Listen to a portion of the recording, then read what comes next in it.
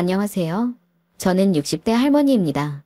저는 일평생 초등학교 앞에서 분식집을 하면서 아들 하나만 바라보며 열심히 살았어요. 하루도 실수 없었던 게 제가 과부예요. 남편이 제가 40세 때 자다가 심정지가 와서 죽어버렸습니다. 사실 남편이 죽기 전에도 가장으로서 책임감이 있는 사람은 아니었어요. 결혼 전부터 가진 것도 워낙 없었고 생활력도 없는 사람이었는데 갑자기 친구 일을 도와주러 공사 현장을 며칠 왔다 갔다 하더니만 예고도 없이 자다가 죽어버리더라고요.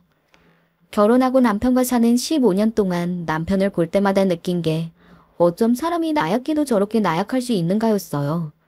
결혼 초반에는 그래도 카센터에서 일했었는데 매일 술만 먹고 아침에 출근을 제때 안 해서 잘려버렸습니다. 그 이후로는 제대로 된 일자리도 안 구하고 빈둥빈둥 놀면서 저한테 빌부터 살았죠. 결혼 초반에는 저도 남편에게 잔소리도 해보고 싸워도 봤죠. 애도 있는데 나가서 좀 벌어야 하는 거 아니냐고요. 그런데 남편은 제 말을 들은 채도 안 했어요. 오히려 취직이 안 되는 걸 어떡하냐고 큰 소리치고 매일 가게에 와서 할 일 없이 기웃거리다가 금고에서 돈을 가지고 나가 술만 마시고 다녔습니다. 그때만 생각하면 저도 지긋지긋해요. 아들한테 더 나쁜 꼴을 보이고 싶지 않아 꾹 참고 살았지만 어느 땐 저런 인간이면 아버지라도 없는 게 낫지 않나 싶어 매일 이혼을 생각하기도 했습니다. 남편을 미워하고 원망하기는 했어도 맹세코 남편이 일찍 죽기를 바라지는 않았어요. 다른 건 몰라도 남편이 아들이라면 끔찍했기 때문에 아빠로서는 잘했거든요. 남편이 나가서 돈을 벌어오지는 못해도 집에서 아들하고 잘 놀아주기는 했어요. 전날 술에 진탕 취해서 들어와도 제가 가게에 나가고 나면 학교에 다녀온 아들 간식도 챙겨주고 저녁도 차려주고는 했습니다. 그러다 보니 나에게는 0점짜리 남편이라도 아들에게는 80점은 되는 아버지였어요. 거기다가 나중에는 뭐라도 해보겠다고 그 힘든 공사장까지 나갔으니 자기 딴에는 가장으로서 노력하기는 한 거죠. 남편이 죽기 전날의 기억이 아직도 생생한 게 일하러 나간 지 일주일은 지난 것 같은데 저한테 돈을 한 푼도 안 줬어요.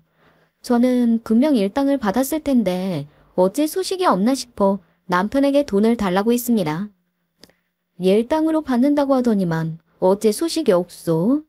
내일 진석이 급식비 내는 날이니까 급식비 내게 돈 좀 줘. 결혼하고 아들을 하나 낳고 사는 동안 남편이라고 제대로 생활비를 준 적도 없다 보니 돈을 달라는 말조차 어색했습니다. 그래도 매일 새벽마다 일하러 나간다고 왔다 갔다 하니 저도 돈 좀 받아보자 싶은 마음에 이야기했죠. 그랬더니 남편이 안주머니에서 봉투를 꺼냈어요. 그 모습에 저는 웬일인가, 정말 이 인간이 돈을 주긴 주려는 건가 기대했죠. 아이고, 오늘은 해가 서쪽에서 떴나? 웬일이래. 진짜 돈을 주기는 하려나 보네. 남편이 돈을 주는 게 워낙 귀한 일이다 보니 저는 웃음이 절로 나왔습니다. 그런데 역시나 사람은 변하는 게 아니었습니다. 남편은 봉투에서 돈을 꺼내 몇 번이나 세더니만 꼴랑 10만 원을 줬어요. 하루 일당이 10만 원이라더니 일주일을 나가서 일해놓고 꼴랑 10만 원 주는 거야? 이걸로 생활을 어떻게 하라고. 남편이 새벽부터 나가서 무거운 짐을 들고 고생해서 번 돈인데 5만 원이든 10만 원이든 주면 감사합니다 하고 받아야지. 감히 꼴랑이라니. 기대한 제가 잘못이었어요. 그릇이 그것밖에 안 되는 사람인데 생활비는 무슨 생활비를 주겠어요. 저에게 딸랑 10만 원 던져주고 나간 남편은 그날 꼭 또 새벽까지 술을 먹고 들어왔습니다. 사실 저는 장사를 하고 들어와 다음날 팔 어묵을 새벽까지 꽂아두고 자느라 남편이 들어온지도 모르고 잠들었어요. 그 사이 남편은 죽어버린 거고요. 그 이후로도 저는 몇 년간 남편을 원망했어요. 그런데 지금만 생각하면 그 인간 팔자도 참 불쌍해요. 가진 것도 없고 술은 좋아했어도 사람 하나는 좋은 사람이었는데 젊은 나이에 그렇게 허망하게 가버렸으니까요. 젊어서부터 안 그래도 독하고 알착 같던 저는 더 지독해졌습니다. 할 수 없었죠. 가난한 데다가 졸지에 과부가 되어버렸으니까요. 착하고 머리 좋은 우리 아들 하나만 번듯하게 키우자 싶어 돈만 생각하면서 앞만 보고 살아왔어요. 그렇게 정신없이 살다 보니 어느새 아들 녀석이 장가를 갈 정도로 장성했습니다. 아들은 말만 하면 다 아는 유명한 대학을 나와 대기업에 다니고 있습니다. 어릴 때도 그랬지만 지금도 저는 아들 녀석만 보면 밥을 안 먹어도 배가 불러요. 제 아들 자랑하기 민망하지만 사실 우리 아들처럼 착한 놈도 없어요. 제가 남편 복은 없어도 자식 복은 있는지 남편 그렇게 죽고 나서 지금까지 아들 본인도 힘들었을 텐데 단 한 번도 제 속을 썩인 적이 없습니다. 그 시절 저에게 아들이 없었다면 저는 아마 지금처럼 살지도 못했을 거예요. 저야 나가서 일만 하고 돈만 벌어 살기 바빴지 아들에게 정말 해준 게 없었거든요.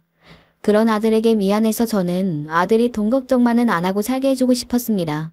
그래서 대학 등록금은 한 번도 안 밀리고 또박또박 줬어요.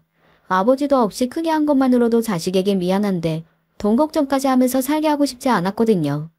그런데 아들놈이 얼마나 기특한지 공부하느라 잠도 잘 못 자는 녀석이 항상 새벽이면 일어나 함께 어묵을 꽂는 걸 도와주기도 하고 저녁이면 가게에 들러서 가게 문을 닫는 걸 도와줬어요. 더군다나 그 힘든 공부를 하면서도 짬짬이 아르바이트를 해서 오히려 저에게 생활비를 보태줬습니다. 제가 가게 주방에서 설거지하고 있으면 옆에 불쑥 와서 제 앞치마에 돈봉투를 불쑥 집어넣었습니다. 자식은 눈에 넣어도 아프지 않다라는 말이 저는 뼈저리게 이해해요. 제 아들이 딱 그렇거든요. 머리부터 발끝까지 뭐 하나 빠지는 게 없는 완벽한 아들이에요. 만약 우리 아들이 부모가 내가 아니라 다른 사람이었다면 제 아들은 지금보다 더 잘 됐을 거예요. 그런 생각이 들 정도로 제게는 잘난 아들이었죠. 그런 아들이 씻을 수 없는 상처를 받은 적이 있었어요. 아들이 군대에 가기 전까지 내내 고등학생들 과외를 했었는데 그 과외 학생 중 한 여학생이 제 아들을 좋아해서 쫓아다녔나 봐요. 그 덕분에 제 아들하고 같은 대학에 들어가겠다고 악착같이 공부해 대학까지 따라왔답니다. 그런데 문제는 아들이 군대에 다녀오고 난 뒤였어요. 아들이 복학하고 나서 둘이 더 가까워져서 친하게 지냈는데 알고 보니 둘이 좋아서 사귀었나 보더라고요. 저는 전혀 모르고 있었습니다. 그런데 어느 날 갑자기 그 과외 학생이었던 여자아이 아버지라는 사람이 제 분식집에 온 적이 있어요. 그것도 학생들이 많은 점심시간이었는데 자신이 누군지 밝히지도 않고 가게에 들어와서 떡하니 앉아 음식도 시키지 않은 채 눈살을 잔뜩 찌푸리고 저를 노려보고 있었습니다.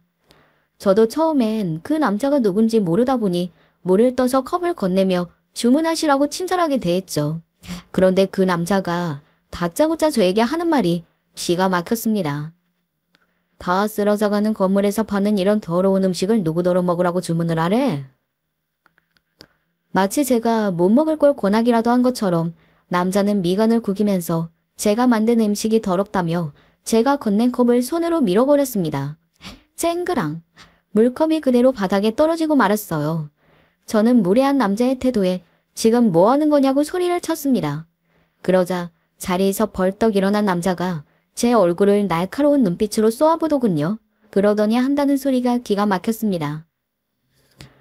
가난한 집구석인 줄은 진작 알았지만 이 정도일 줄이야. 아휴, 대학만 잘 나오면 뭐래. 일단 집구석 안 봐도 뻔하지. 남자는 제 가게를 여기저기 훑어보더니만 혀를 끌끌 찼어요. 알고 보니 그 남자가 제 아들이 만나는 여자친구의 아버지더라고요. 내가 이런 데까지 오는 사람이 아닌데 내 딸년이 남자한테 눈이 돌아서 말을 안 들으니 할 수 없이 여기까지 찾아왔어요. 그쪽도 남편 없이 평생 가게 하면서 산전수전 다 겪으며 살았으니 알 거 아니에요. 내 딸이 어떤 딸인데 난 절대 우리 딸 얘 코딱지만한 분식집이나 하는 집 아들내미하고 만나기는 절대 못 두니까 지금 당장 헤어지라고 해요. 안 그러면 그쪽 아들 창창한 앞날 내가 막아버리는 수가 있으니까. 제가 살면서 별의별 손님들을 다 보고 살았지만 살다 이런 일까지 당할 줄은 생각 못했습니다. 아들이 만나는 여자애가 무슨 언론사 대표 딸이라는데 잘 살아도 많이 잘 사나 보더라고요. 집안에서 미국인가 어디로 유학을 보낼 생각이었는데 제 아들 때문에 자기 딸이 유학 안 가겠다고 하는 퉁에 집안이 발칵 뒤집혔다고요. 볼 것도 없는 놈 도대체 뭐가 좋다고 유학까지 포기하고 결혼하겠다나 뭐라나. 내 딸이지만 순진하고 착해 빠져서는 남자가 이용하는 것도 모르고 다 퍼주고 다니는 것도 모자라서 이런 집구석이 시집이라니 나원 참 기가 막혀서. 남자 말에 따르면 아들과 여자친구가 결혼까지 생각하고 있답니다. 이 남자는 그게 못마땅해서 분식집까지 찾아온 거였어요. 당장 제 아들에게 자기 딸 옆에서 떨어지라고 하라네요. 저기요. 듣고 보니 기가 막히네요. 내 아들이 이용하기는 누구를 이용한다고 그래요. 내 아들 절대 여자 이용하고 그러는 애 아니에요. 사실 저는 결혼이고 뭐고 들리지도 않았습니다. 제 아들이 마치 자기 딸을 이용해서 만나는 것처럼 말을 하니 그게 화가 치밀더군요. 매일 여기 서서 떡볶이만 만들고 있는 양반이 아들이 나가서 뭘 하고 다니는지 어떻게 알아요? 더 말 섞기도 싫으니까 좋은 말로 할 때 둘이 떼어놔요. 안 그러면 아줌마도 여기서 더는 장사 못하게 만들어버릴 테니까. 영화나 드라마에서나 봤지 살다 저에게 이런 일이 일어날 거라고는 생각 못했어요. 그날 저는 혼이 나간 사람처럼 가게 문도 대충 닫고 집에 들어와 얼마나 울었는지 몰라요. 제 아들이 어떤 아들인데요. 중고등학교 내내 수제소리 들어가며 전교 1, 2등을 놓친 적도 없고 대학교에 들어갈 때도 수석으로 들어가서 장학금도 받았어요. 그게 어디 쉽나요? 그런 대단한 내 아들을 가지고 재수없는 소리나 짓거리니 속이 말이 아니었습니다. 먹은 것도 없는데 체한 것처럼 속이 답답했어요. 그리고 아들에게 너무 미안했습니다. 내가 부자는 아니어도 그래도 번듯하기라도 한 부모였으면 최소한 내 아들이 그런 취급은 안 받았을 텐데 이게 다 저 때문인 것 같았어요. 저는 이 일을 어떻게 하면 좋을까 고민하다가 아들에게 말을 해야겠다 싶었습니다. 아직 나이도 어리고 앞길이 창창한 내 아들을 생각해서라도 상의해야 할 것 같아서요. 그래서 마음을 먹고 아들에게 얼마 전 있었던 일에 대해 이야기했습니다. 아들이 만나는 여자친구의 아버지라는 사람이 나를 찾아왔다고요. 그러자 아들은 놀라 눈이 휘둥그레졌습니다. 그 대표라는 사람이 저에게 한 말까지는 아직 아들에게도 이야기하지 않았는데 아들은 속상한지 깊은 한숨을 연신 몰아쉬었어요. 그러더니 한다는 말이 놀라웠습니다. 대표님이 여기까지 오셨다고요? 도대체 왜? 정말 해도 너무하시네. 엄마, 걱정하지 마세요. 나 진아랑 이미 헤어졌어요. 다시는 이런 일 없을 거예요. 아들은 이미 그 여자친구와 헤어졌답니다. 저는 아들의 말을 듣자마자 걱정부터 앞섰어요. 그 대표라는 사람 때문에 제 아들이 견디지 못하고 좋아하는 여자랑 헤어진 것 같아서요. 우리 집이 분식집이나 하고 가난해서 그 집에서 반대하는 거지. 그래서 헤어지기로 한 거야? 저는 아들의 상황이 너무나 안타까워 눈물이 다 날 것 같았습니다. 이제 20대인 어린 제 아들이 집안 사정 때문에 그런 일을 당했다는 게 너무 속상해서요. 그 와중에 더 속상한 건 아들의 행동입니다. 지금 제일 힘들고 아픈 건 아들일 텐데 아들은 혹시나 제가 마음 상하기라도 했을까봐 오히려 저를 위로했어요. 진아 부모님이 반대하셔서 헤어진 거 아니에요. 제가 진아랑 헤어지고 싶어서 먼저 헤어지자고 했어요. 사실 군대 제대하고 저도 외롭고 힘들어서 진아 잠깐 만났던 건데 진아 부모님이 그렇게 심각하게 나올 줄은 몰랐죠 뭐. 그 여자친구는 너랑 결혼하고 싶다고 했다는데 너도 결혼 생각이 있었던 거 아니야? 아들은 진지한 관계가 아니었다고 했지만 제가 제 아들을 모르겠습니까? 외롭고 힘들다고 대충 여자를 만날 아이가 아닙니다. 제 나이가 몇인데 벌써 결혼 생각을 하겠어요. 저는 결혼 생각 전혀 없어요. 거기다가 제가 진아 과외하면서 진아 아버님을 몇 년을 봤는데요. 그런 말도 안 되는 사고방식을 가진 분이면 저도 장인으로 싫어요. 아들은 단호하게 여자친구와 더 진지하게 만날 생각이 없었답니다. 그런 장인이라면 본인이 더 싫다고요. 1년 넘게 만난 여자친구와 헤어졌는데 괜찮은 사람이 어디 있겠어요. 아들은 아니라고 했지만 본인들이 서로 싫어져서 헤어진 것도 아니니 그 마음이 괜찮을 리 없었죠. 저는 애써 돌려 말하는 아들의 마음을 알면서도 모르는 척했습니다. 그 대표라는 남자가 이상한 거지 제 아들은 절대 그런 취급을 받을 사람이 아니니까요. 제 아들의 진가를 알지 못하는 집안이라면 저도 그런 집안에 제 아들을 장가보내고 싶지는 않았습니다. 그리고 아들 말이 맞아요. 아직 나이도 어린 아이들 일에 그 정도로 참견하는 아버지가 있는 집안이면 저도 싫습니다. 저는 아들이 잘 결정할 거라고 생각해요. 지금 당장은 좀 힘들어도 앞으로의 미래를 봤을 때 옳은 결정이라고 생각했습니다. 제 생각대로 아들은 점점 더 완벽한 남자로 성장했어요. 진아라는 여자친구와 헤어진 이후 아들도 마음을 다잡았는지 취직 준비에 더 열심히 매진했습니다. 덕분에 아들은 대학을 졸업하자마자 바로 대기업에 입사했습니다. 그때 이후로 달라진 건 아들뿐이 아니에요. 저도 달라졌습니다. 결혼하고 생계를 위해 지금까지 한 동네에서 오래되고 작은 분식집을 간신히 운영하며 아들 하나 보고 살았지만 더는 이러고만 있을 때가 아니라는 생각이 들었어요. 저는 그동안 모아놓은 돈으로 조금 더 번화가 동네로 가맹점 분식집을 열었습니다. 물론 분식집이 거기서 거기라고 생각들 하시겠지만 저로서는 큰 결심이었어요. 그동안 내내 혼자 손님을 상대하다 분식집 규모를 조금 넓혀가면서 제 여동생을 채용해 함께 일했습니다. 가맹점이다 보니 배달도 많아서 혼자 힘으로는 안 되겠더라고요. 새로 시작한 분식점이 자리도 좋고 번화가라 전보다 장사가 훨씬 잘 됐습니다. 거짓말 조금 보태서 전에 하던 가게보다 매출이 5배 올랐어요. 아들도 취직했고 가게도 장사가 잘 되니 여러모로 전보다 훨씬 사는 게 여유로워졌습니다. 그맘때는 세상 걱정할 게 없으니 평생 이렇게만 살아도 좋겠다 싶더라고요. 아침마다 양복을 입고 출근하는 아들의 뒷모습을 볼 때마다 마음이 울컥했습니다. 너무 좋아서요. 거기다가 제 아들이 어떤 아들입니까? 똑똑한 데다가 마음씨도 착해서 돈을 버는 족족 알뜰하게 모으더니만 30대 중반에 아파트를 분양받아 샀어요. 제 인생의 집을 사기는커녕 평생 아파트는 꿈도 못 꿔봤는데 아들 덕분에 제가 서울에 있는 아파트에 다 살게 됐습니다. 효자도 이런 효자가 없어요. 거기다가 제 아들이지만 착해도 너무 착한 게 아파트로도 모자라 이제는 건물까지 사주겠다고 하더라고요. 그동안 고생 너무 많으셨죠? 지금부터는 제가 돈 열심히 모아서 어머니 건물 사드릴게요. 더는 분식집 안 하고도 편하게 먹고 사실 수 있게. 세상에 이런 아들이 어디 있습니까? 공구에서 그 대단한 직장에 들어가 준 것만으로도 어미로서 너무 고마운데 아파트의 건물이라뇨. 저는 아들의 말만 들어도 배가 불렀습니다.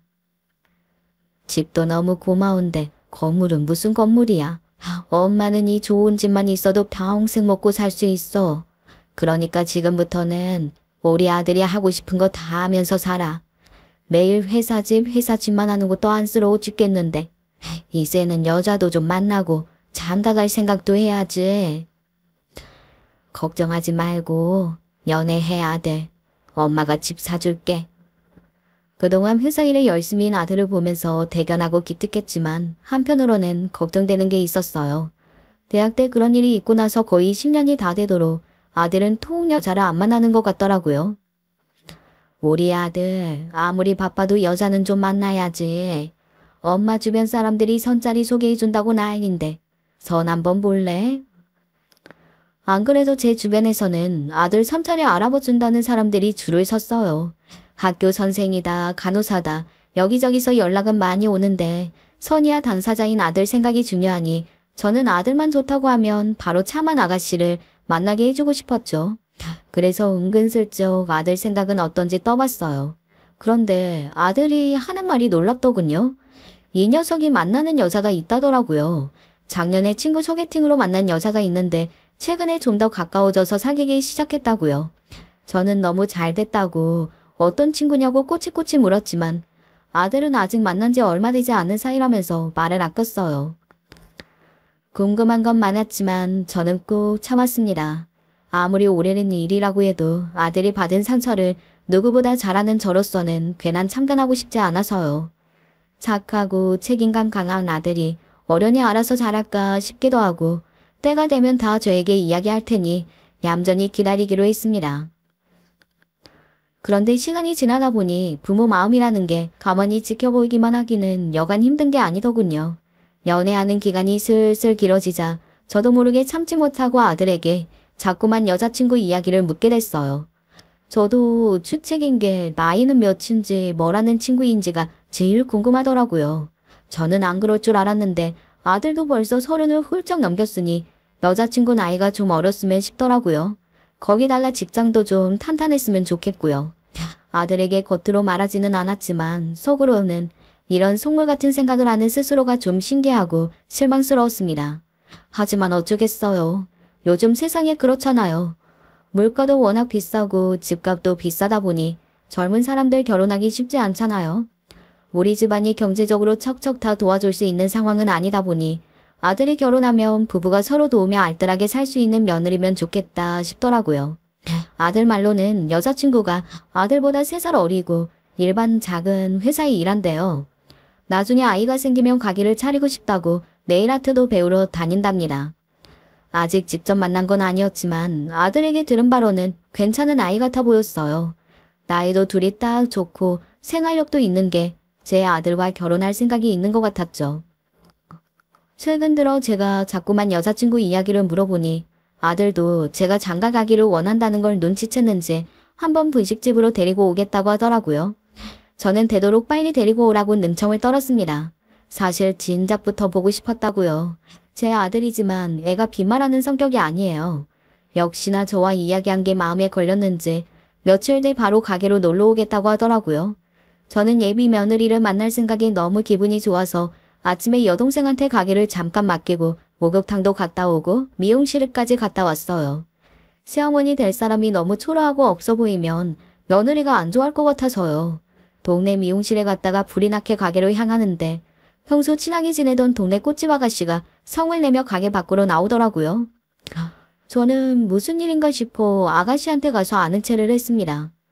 제 인기척에 놀란 꽃집 사장이 눈을 동그랗게 뜨고 인사를 꼬박 하더라고요.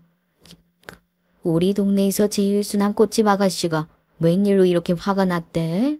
무슨 일 있었어? 그게요. 조금 전에 젊은 아가씨 손님이 왔었는데 진상도 이런 진상이 없더라고요. 핑크 수국으로 다발을 해달라고 해서 다 만들어놨더니 갑자기 꽃다발이 비싸다고 연신 난리를 피면서 돈을 깎아달라는 거예요. 원래 수국이 좀 비싸다고 했더니만 됐다고 그냥 다른 걸로 달라고 하더라고요. 뭐? 여기가 옷가게도 아니고 꽃집에 와서 기껏 만든 꽃다발을 비싸다고 바꿔달라는 게 말이 돼? 꽃집에 젊은 아가씨 손님이 왔는데 꽃다발을 만들기 전에 금액을 이미 다 말해줬는데도 막상 다 만들어줬더니만 금액이 비싸다고 다른 걸로 바꿔달라고 했대요. 세상에 참 별의별 사람이 많습니다. 무조건 꽃다발 비용을 깎아주던지 다른 걸로 바꿔달라는데 젊은 사람이 막무가내더라고요. 자기 약속 시간에 늦는다고 빨리 달라고 소리까지 지르면서 나더러 이런 코딱지만한 가게 하면서 그렇게 비싸게 받는 게 맞느냐고 하더라니까요. 순간 저는 제가 당한 일도 아닌데 화가 치밀었습니다. 10년 전 제 가게에 찾아왔던 남자가 떠올라서요. 멀쩡한 제 음식을 가지고 오래되고 낡은 가게라 먹고 싶지 않다고 했던 그 무례한 인간이요. 사람이라는 게 참 별것 없이 똑같은데 그걸 모르는 사람이 생각보다 많더군요. 학벌이 좋든 안 좋든 돈이 많든 적든 인성이 제대로 되어야 사람 대접 받는 건데 같은 말을 해도 무례하게 함부로 짓거리는 것들은 아주 한꺼번에 잡아다가 혼쭐을 내줘야 해요. 아이고 젊은 애가 아주 상식이 없네. 그래서 어떻게 했어? 이미 꽃다발은 다 만들었으니 어떡해요. 못 팔면 더 손해인데. 그냥 10,000원 깎아줬어요. 어이구 몇천 원 다 아니고 10,000원? 무슨 그런 게 다 있냐. 우리 꽃집 사장 오늘 고생했네. 이따 가게 정리하면 놀러와. 내가 떡볶이 쏜다. 저도 가게를 오래 했다 보니 한 동네에서 장사하면서 매일 보다 보면 다 내 가족 같아요. 서로 힘든 일 있고 어려운 일 생겼을 때 도우며 살다 보면 그게 다 가족이죠 뭐. 진짜요? 헤헤히 너무 좋아요. 이따가 꼭 갈게요. 근데 사장님 오늘 약속 있으신 거 아니에요? 너무 예쁘신데요? 아이고 내 정신 좀 봐. 오늘 우리 아들 여자친구 놀러 오기로 했는데 그럼 나 가볼게. 이따 꼭 와요. 아무리 가족 같아도 그렇지 약속이 있었는데 괜히 길거리에 서서 수다나 떨다가 예비 며느리와의 첫 만남에 늦을 뻔했습니다. 저는 부랴부랴 분식집에 갔어요. 저는 반가운 마음에 한껏 웃으며 분식집 안으로 들어갔습니다. 그런데 놀라운 일이 좀 있었어요. 아들 여자친구와 인사를 하는데 글쎄 아들 여자친구가 저에게 주겠다고 꽃다발을 준비했더라고요. 그것도 핑크 수국 꽃다발을요. 그 순간 저도 모르게 얼굴이 차갑게 굳고 말았습니다. 조금 전 꽃집에서 만난 사장과 했던 이야기가 떠올라서요. 저는 혹시나 하는 마음에 이 꽃다발 너무 예뻐서 그러는데 어디서 샀냐고 물었습니다. 그러자 아들이 하는 말이 자신이 먼저 분식집에 들어와서 이모를 도와주는 사이에 여자친구가 근처에서 사온 거라고 하더라고요. 저는 순간 뒷골이 쎄했습니다. 조금 전 꽃집에서 만난 사장이 말했던 개념 없는 아가씨가 바로 아가씨의 여자친구인 것 같아서요. 사실 저는 아들이 만나는 여자라고 하면 어떤 사람이든 상관없었습니다. 제가 말은 나이도 좀 어리고 직장도 탄탄했으면 좋겠다고 했지만 만약 그렇지 않은 아가씨를 아들이 데려오더라도 말릴 생각은 없었어요. 제가 데리고 살 것도 아니고 아들이랑 평생 살아야 하는 건데 아들이 골랐으면 제가 참견할 자격이 없다고 생각했거든요. 그리고 그만큼 제가 아들을 믿기도 하고요. 그런데 다른 걸 다 떠나서 딱 한 가지 제가 허락할 수 없는 게 있다면 바로 인성 문제예요. 다 큰 성인이 기본적인 개념도 없고 예의도 없다면 그건 봐줄 수가 없었어요. 그런데 하필이면 아들이 데려온 여자친구가 가게에 물건을 사러 가서 진상을 부리고 싸가지도 없이 구는 아이라면 저는 너무 싫었습니다. 저는 여러 가지 생각이 들었습니다. 지금이라도 당장 꽃집 사장에게 전화해 잠깐 우리 분식집에 와서 아들의 여자친구가 그 진상이 맞는지 확인해달라고 하고 싶었지만 아무리 생각해도 그건 제가 선을 넘는 것 같았어요. 그리고 만약 꽃집 사장이 아들 여자친구를 보고 그 진상이 맞는다고 하면 그건 또 그거대로 제가 어떻게 해야 할지 답이 없었죠. 그런데 그날 분식집에서 잠깐 만난 아들의 여자친구는 오래했던 것만큼 문제가 있어 보이지는 않았어요. 오히려 성격도 너무 밝고 애교도 많았습니다. 밥을 먹으면서도 연신 저와 아들을 챙기며 장사를 하는 제 동생까지 챙기는데 애가 참 싹싹하더라고요. 물론 제가 본 모습이 그 아이의 전부는 아니겠지만 그래도 제 아들이 많이 좋아하는 여자애고 저한테도 싹싹하게 자라니 예쁘긴 하더라고요. 그쯤 되니 제가 오해를 했을지도 모르겠다는 생각이 들었습니다. 동네에 꽃집이 그 집 하나만 있는 것도 아니고 직접 그 상황을 내가 본 것도 아니니 괜히 앞서서 사람을 마음대로 판단하지 말자 싶었습니다. 아들이 아직 결혼하겠다고 날짜를 잡은 것도 아닌데 좀 더 신중하게 지켜보자 싶었죠. 그런데 얼마 뒤 소소하다면 소소한 일이 좀 있었습니다. 제가 일을 끝내고 집에 들어갔는데 아파트 입구 쪽에 익숙한 사람이 있더라고요. 다름 아닌 제 아들이었습니다. 그런데 아들은 정문 앞에 서서 연신 통화를 하면서 누군가 기다리는 것 같았어요. 저는 아들에게 다가가 여기서 뭐 하냐고 물었습니다. 그런데 아들이 하는 말이 차를 기다리고 있답니다. 저도 전혀 모르고 있었는데 알고 보니 아들이 차를 샀대요. 아들 앞에서 티는 안 냈지만 사실 조금 당황했어요. 차가 한두 푼 하는 것도 아닌데 저와 상의 한마디 없이 차를 샀다는 건 한 집에 같이 사는 부모 입장에서는 조금 서운하더라고요. 그런데 더 놀라운 건 아들이 산 차가 제가 한눈에 봐도 비싸 보이는 외제차였다는 겁니다. 회사까지 지하철 잘 되어 있다고 차 필요 없다고 하더니만 갑자기 차는 왜 샀어? 거기다가 이 차 외제차 같은데 엄청 비싼 거 아니야? 네 나이에 첫 차로 타기에는 좀 고가 아니니? 아들이 벌어서 알아서 산 차지만 그래도 평소 아들의 씀씀이를 생각했을 때 좀 고가라는 느낌이 들었어요. 그러자 아들이 하는 말이 본인도 좀 부담스럽긴 하다고 하더라고요. 사실 나도 아직 차는 필요 없다 싶은데 여자친구가 우리 나이에 매일 뚜벅이로 데이트하는 게 좀 힘들다고 하더라고. 앞으로 결혼도 하고 애도 나오면 어차피 필요하다고 해서 그냥 그 마음 먹고 샀어요. 아들 이야기를 듣다 보니 아들 여자친구가 차 이야기를 했나 보더라고요. 나이도 있는데 차 없이 데이트하는 게 좀 힘들다고요. 사실 같은 여자로서 아예 이해 못하는 이야기는 아닙니다. 둘 다 30대고 직장인인데 데이트할 때마다 지하철 타고 버스 타고 다니는 게 아무래도 싫을 수 있죠. 그런데 아무리 그래도 그렇지 이렇게 고가의 차까지 살 필요가 있나 싶더라고요. 안 그래도 아들 여자친구에 대한 마음이 반신반의하던 차다 보니 저도 괜히 아들에게 말이 곱게 나가지는 않았어요. 결혼할 생각이 있으면 조금이라도 아낄 생각을 해야지. 아무리 할부라도 이렇게 비싼 차를 사? 나도 모르겠다. 젊고 똑똑한 너희들이 알아서 하겠지. 저는 괜히 이리저리 신경 쓰이는 마음에 자꾸만 한숨이 튀어나왔습니다. 이번에 회사에서 성과급 나온 게 있어서 보태서 산 차라 할부 많이 안 내요. 그래도 오래 끌 생각으로 고민해서 산 거니까 너무 걱정 마세요. 아들은 걱정하지 말라고 했지만 저로서는 걱정됐습니다. 저희 또래 아들 둔 부모라면 다들 이해하실 거예요. 내 아들이 아무리 똑똑하고 잘나도 여자 잘못 만나면 다 말짱 꽝이라는 걸요. 아들들이야 장가가면 남의 집 가장 되는 건데 제가 아무리 옆에서 이야기를 해봐야 뭐 하겠어요. 아들놈은 며느리 치마폭에 휘둘려 내 말은 듣지도 않을 거고 며느리는 무슨 말만 해도 참견하는 거라고 싫어할 게 뻔하잖아요.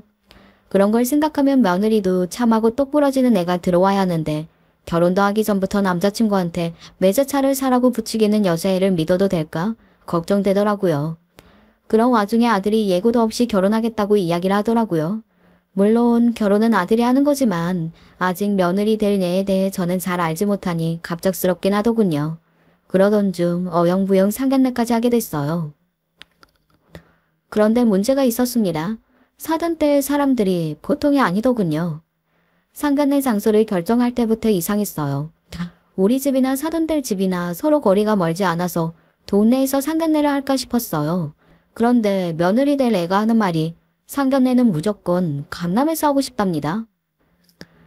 부모님이 그러시는데 상견례는 강남에서 하는 거라고 하더라고요. 식당은 제가 강남으로 알아보고 그냥 예약할게요. 예비 며느리 사는 동네나 우리 동네나 다 거기서 거기라 사는 게 뻔해요. 제가 무시하려고 하는 말이 아니라 바깥 사돈도 일반 직장 다니다가 퇴직하고 지금은 동네 작은 건물에서 경비 일을 하고 계시다고 들었고 안 사돈은 평생 전업주부로 사셨다고 하더라고요. 제가 한 동네 오래 살다 보니 며느리 사는 동네 웬만한 집값은 잘 알아요.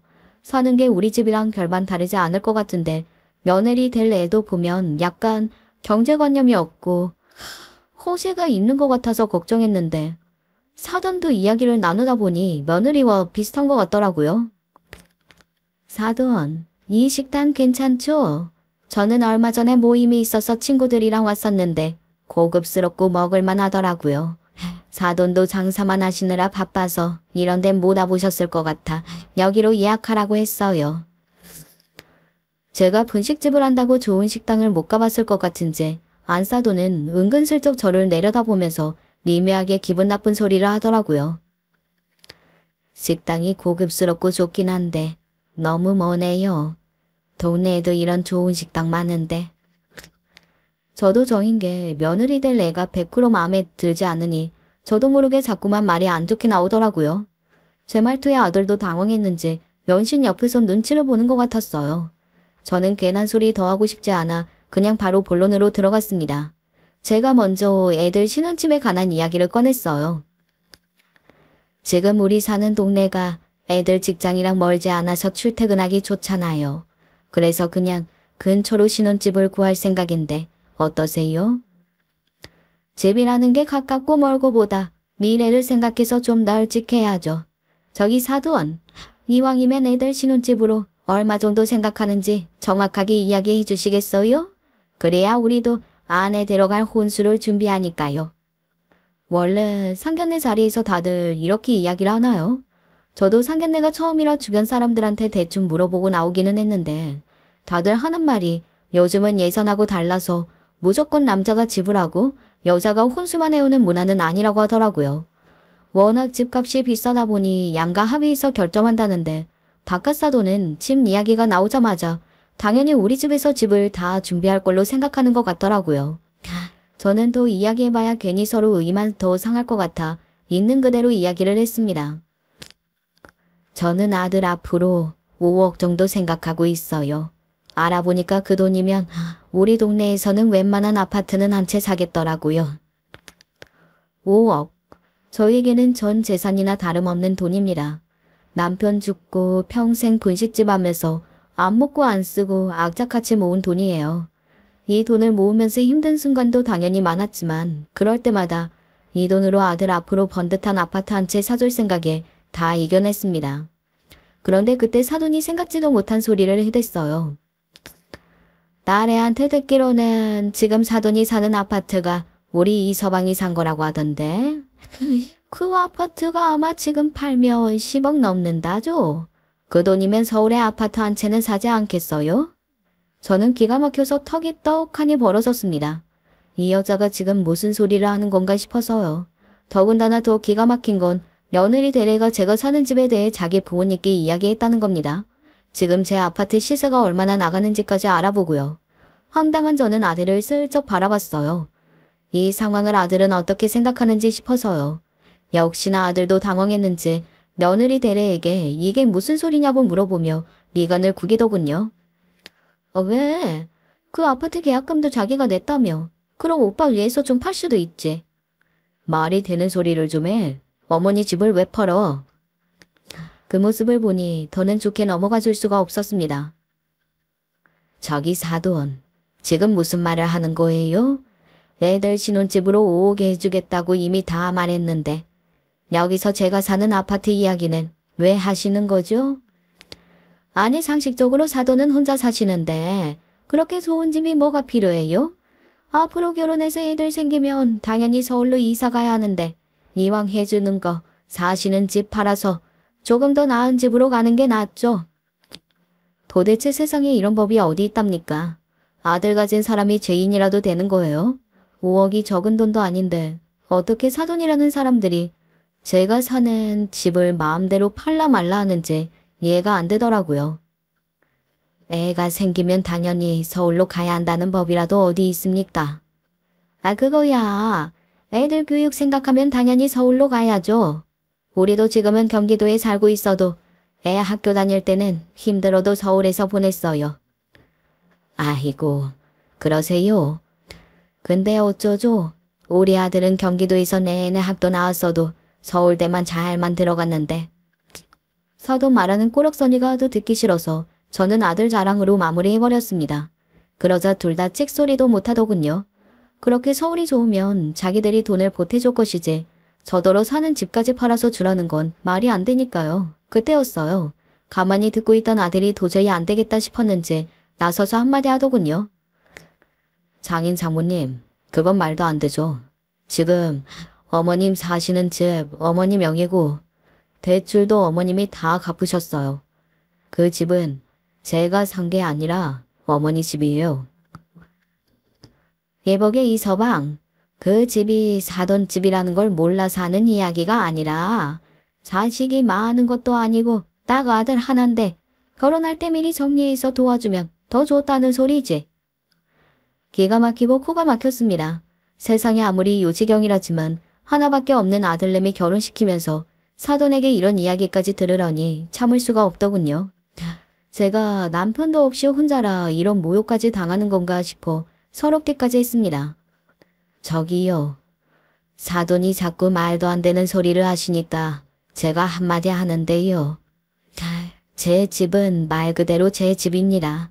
저 호의 시어머니라고 앞으로 자식이랑 며느리한테 일절 도움 안 받고 혼자 알아서 살 거예요. 그러려면 내 집은 온전히 내가 가지고 있어야죠. 아들 결혼할 때 주려고 저 나름대로 힘들게 5억 준비한 건데 그게 부족하다고 생각하시는 거면 저는 더는 못 도와주니까 사돈들이 좀 도와주시죠. 요즘 세상에 남자가 집을 어떻게 다 합니까? 사돈도 딸랑딸랑한데 지금 사시는 집 좀 팔아서 서울에 아파트 한 채 해주세요. 이미 제 마음은 사말대로 상했습니다. 아무리 사돈이 될 사이라고 해도 저렇게 기본이 안 된 인간들은 상대도 해주고 싶지 않았습니다.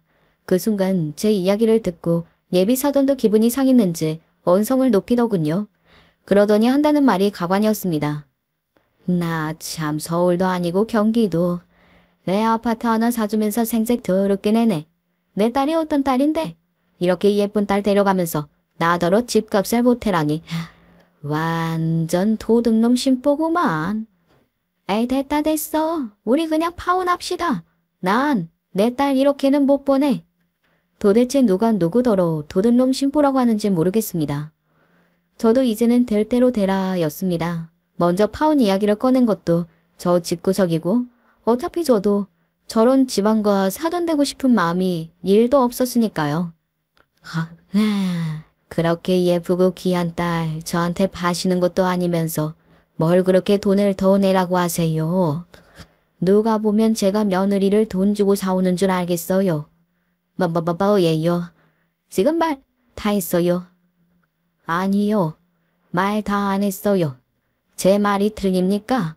둘이 좋아서 하는 결혼에 집값으로 5억이면 충분하지. 본인들은 일도 안 보태겠다고 하면서 나도록 집을 팔라니. 도둑놈은 내가 아니라 사돈들이죠. 하여, 이 옆편 내가 말하는 것 좀 봐. 동네 구멍가게 나고 홀시어머니 주제에 아들 장가 보내려면 그 정도는 해야지. 아주 염치가 없네. 뭐야? 구멍가게, 홀시어머니? 상견례는 점점 더 막장으로 이어섰습니다. 저는 도저히 참을 수가 없어 쌍욕이라도 퍼부어주려고 자리에서 벌떡 일어났어요. 저런 인간들은 본때를 보여줘야 하니까요. 그런데 그때였습니다. 옆에 있던 아들이 저보다 먼저 자리에서 벌떡 일어났어요. 그러더니 하는 말이 놀라웠습니다. 장인 장모님, 제발 그만 좀 하세요. 엄마, 죄송해요. 아무리 생각해도 이 결혼은 아닌 것 같아요. 저 파혼할게요. 오빠, 지금 뭐라고 했어? 파혼? 말도 안 돼. 내가 오빠랑 파혼을 왜 해? 나 파혼 안 해. 아니 못해. 사실 나도 너랑 결혼하는 거 고민 많이 했어. 그래도 서로 많이 좋아하니까 결혼해서 살다 보면 서로 이해하고 잘 살겠지 싶었는데 아무래도 안 되겠다. 다른 건 몰라도 우리 어머니한테 함부로 하는 건 절대 못 참아. 장인 장모님이 우리 어머니께 사과하지 않으시면 저는 이 결혼 절대 안 해요. 당장 사과하세요. 아들은 처음 보는 얼굴을 하고 예비 사돈과 며느리를 노려보며 당장 제게 사과하라고 했습니다. 저도 제 아들을 30년 넘게 키우면서 저렇게 화가 난 건 처음 봤어요. 그 모습에 예비 며느리도 놀랐는지 눈물이 가득 고인 눈으로 아들의 팔에 매달리더군요. 오빠, 무섭게 왜 그래? 알았어. 내가 어머니한테 사과도 하고 그냥 경기도 아파트에 가서 살게. 그러면 되지. 우리 결혼하는 거잖아. 그치? 며느리는 아들에게 애원했습니다. 파혼은 절대 안 된다고요. 아, 딸, 지금 무슨 소리 하는 거야? 우리가 저 여자한테 사과를 왜 해? 됐다 됐어.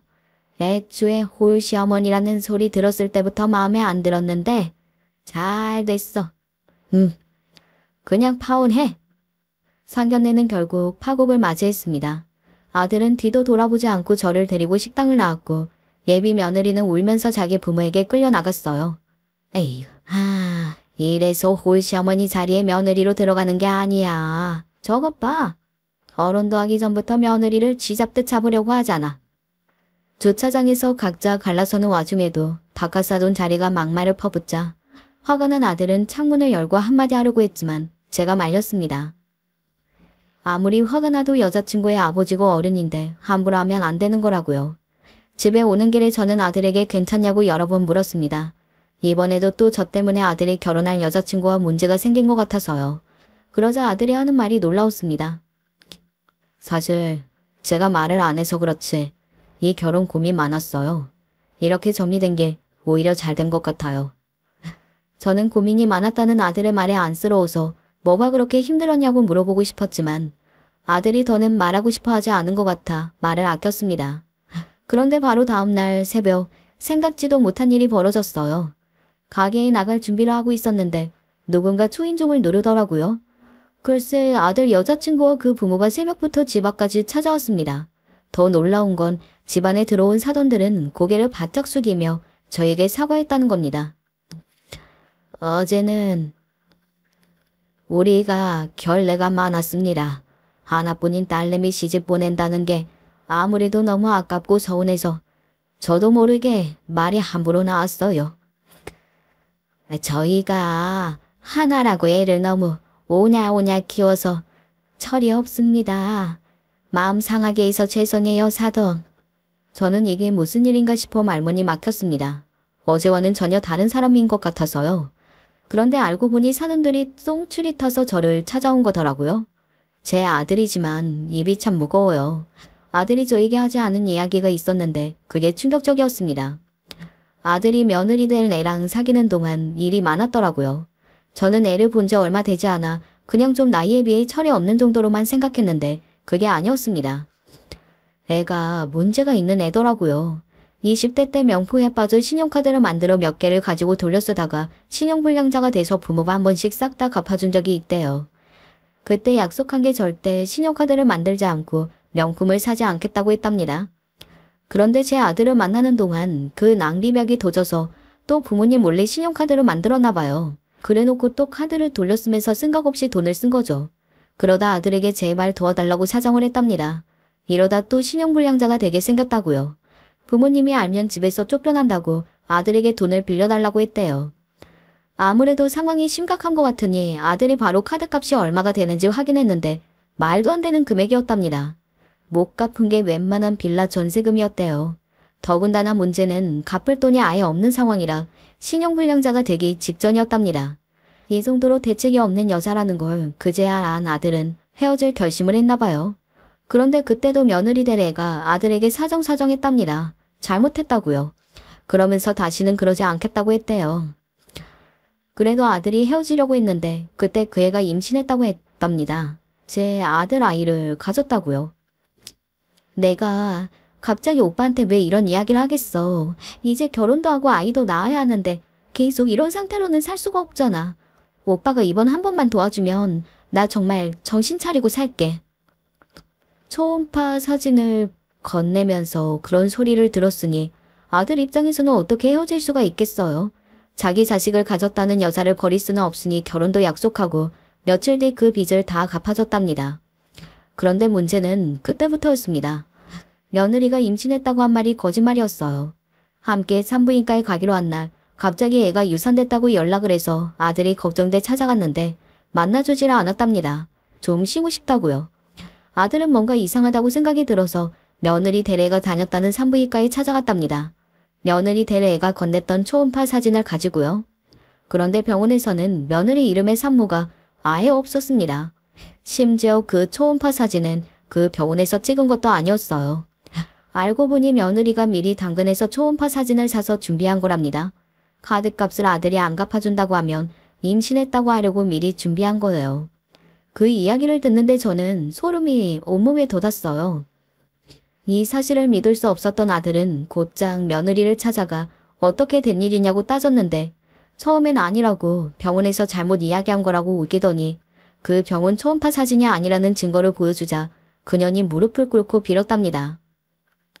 그때는 나도 어쩔 수가 없었어. 그렇게 안 하면 오빠가 나 버리고 갈 것 같아서. 내가 오빠 얼마나 좋아하는지 알잖아. 제발 오빠 나 버리지 마. 오빠가 나 버리면 콱 죽어버릴 거야. 거기까지만 들어도 제 아들이 그동안 얼마나 고생했을지 알겠더군요. 그 여자애는 정신이 나가도 단단히 나간 애였어요. 아들은 그때까지도 정신적으로 힘들었지만 그 애만큼 자신을 좋아하는 사람이 없으니 그런 일을 당하고도 다 안고 결혼하려고 했대요. 결혼만 해주면 정신 차리고 살겠다고 해서요. 그래서 결혼까지 하겠다고 인사도 하고 상견례까지 하기로 한 건데 이런 일이 벌어진 거랍니다. 그런데 무슨 일이 있었든 파혼 이야기가 나오면 그 애가 자신을 그냥 놔줄 것 같지 않아 특단의 조치를 했답니다. 아들이 어젯밤 변호사 친구랑 통화하는 것 같더니만 그 정신나간 년을 혼인 빙자 사기로 고소하겠다고 했대요. 나야 내가 바보같이 걔한테 이용당한 거지만 우리 어머니까지 호구 취급당하게 할 수는 없어서 내가 당장 사과하지 않으면 나한테 임신했다고 거짓말한 거 다 혼인 빙자로 고소하고 카드값도 청구하겠다고 했어. 아들은 그 와중에도 제 걱정을 했는지 그 못된 년과 부모에게 끝까지 저에게 사과하라고 했나 봐요. 그렇지 않으면 고소하겠다고요. 그래서 새벽부터 그 못난 인간들이 사과하러 온 거예요. 아무리 정신나간 신용불량자 딸이라도 혼인 빙자로 고소당하게 하기는 싫었나 보더군요. 저는 그년과 부모에게 사과는 됐으니 다시는 내 아들 앞에 나타나지 말라고 경고했어요. 그럼요. 다시는 연락하는 일 없을 거예요. 너 이서방 아니 이 친구한테 다시는 연락하지 마. 알았어? 자기 부모가 저에게 허리까지 숙이고 사과를 하는데도 정신나간 년은 뭐가 그렇게 서러운지 눈물을 뚝뚝 흘리면서 고개만 끄덕였어요. 그리고 그 이후로는 정말 연락을 하지는 않는다네요. 지금 생각하면 정말 심장이 철렁 내려앉습니다. 그때 파혼 이야기가 나오지 않았으면 어쩔 뻔했나 싶어서요. 저야 지금도 제 멀쩡한 아들이 도대체 뭐가 부족해서 왜 그런 정신나간 애를 만나 마음고생을 했는지 이해가 되지 않지만 이미 지나간 일이니 어쩌겠어요. 그냥 인생 공부 크게 했다고 생각해야죠. 아들은 그 이후 자기에게 여자복은 없는 것 같다고 아예 결혼은 포기한 것 같지만 저는 아직 포기하지 않았습니다. 언젠가 제 아들에게도 인연이 나타날 거라 기대해요. 여러분께서도 저와 아들에게 좋은 일이 있을 거라고 응원하는 글 많이 남겨주세요. 두서없이 주절거리며 써내려간 제 이야기 끝까지 들어주셔서 감사합니다. 여러분의 가정에 언제나 즐거운 일만 가득하시길 바랄게요. 제 남편은 이 세상 그 누구보다 좋은 남자라고 자부합니다. 비록 가정 형편이 그리 좋지는 않은 평범한 가정의 첫째 아들이지만 연애하면서 제가 봐온 남편은 그 어떤 사람보다도 심성이 깊고 고운 성품을 가지고 있었습니다. 뭐 누구는 나쁜 남자가 더 매력있다고 하지만 저는 아주 예전부터 가족을 위해 헌신할 수 있는 착한 남자를 선호했습니다. 요즘 같은 세상에 착하면 멍청하다고 말하는 거 압니다. 하지만 사는 데 있어서 결국 끝까지 오래 남는 사람들은 마음이 따뜻한 사람인 것 같더라고요. 남편과 저는 유기견 봉사활동을 다니던 보호소에서 처음 만났습니다. 직장을 다니고 있던 저는 2주에 한 번씩 가장 가까운 보호소에서 유기견들을 돌보고 있었는데 제가 처음 보호소 봉사를 다니기 시작할 때부터 남편은 이미 그 보호소에서 봉사를 한 지가 3년째가 되었다고 했습니다. 아무래도 저는 봉사 같은 게 처음이다 보니까 많이 어색하고 서투르기도 했는데 그런 저를 옆에서 성심성의껏 도와준 것이 남편입니다. 이 아이는 사람한테 받은 상처가 있어서 너무 갑자기 가까이 가는 것보다는 멀리서 눈을 천천히 마주하면서 조금씩 다가가는 게 좋아요. 아, 네. 알겠어요. 알려주셔서 감사합니다.